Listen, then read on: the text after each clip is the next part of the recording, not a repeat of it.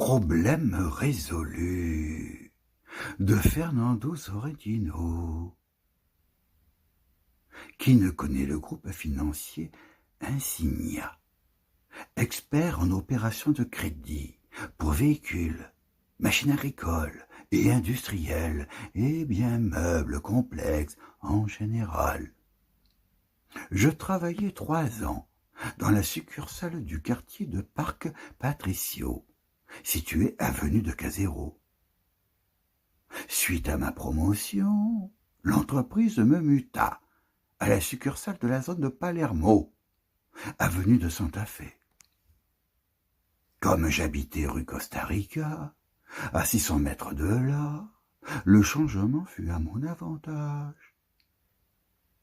Même si le règlement l'interdisait, nous recevions de temps à autre la visite de vendeurs ou de représentants de certains produits.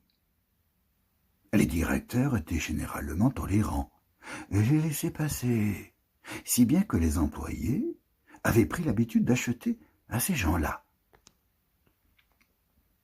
C'est ainsi que je connus Boitus, un type plutôt étrange, très maigre, à moitié chauve, affublé de vieilles lunettes et de son éternel costume gris, tout râpé et dégoûtant.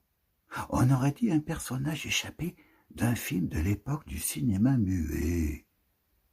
Il prononçait ses R comme les D. Il vendait à tempérament des encyclopédies et des dictionnaires, et au comptant d'autres livres moins coûteux. Je devins client de Boitus, car le procédé était pratique. Je lui commandais tel livre de tel auteur, et quelques jours plus tard, Boitus revenait scrupuleusement avec le livre en question, et pour le même prix qu'en librairie. Je ne fus pas long à m'apercevoir que si Boitus était extravagant dans sa mise, il ne l'était pas moins dans ses façons d'agir et parler. Il employait un lexique qui lui était propre et spécifique.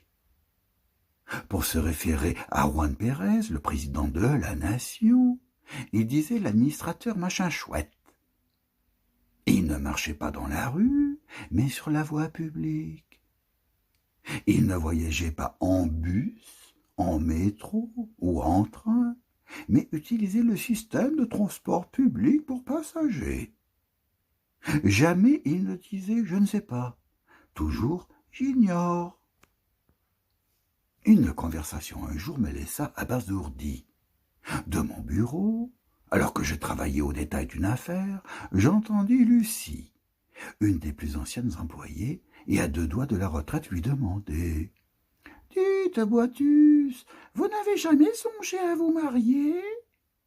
Je levai les yeux, porté par la curiosité, et regardai Boitus. Celui-ci esquissa un sourire compréhensif, et si l'on veut, indulgent. « Voyons, mademoiselle Lucie, l'explication à votre question est bien simple. » Il fit une pause, ménageant ses effets. « Je ne peux pas me marier pour 3 raisons. Premièrement, mes conditions économiques ne me le permettent pas. Deuxièmement, je n'en ai pas les moyens.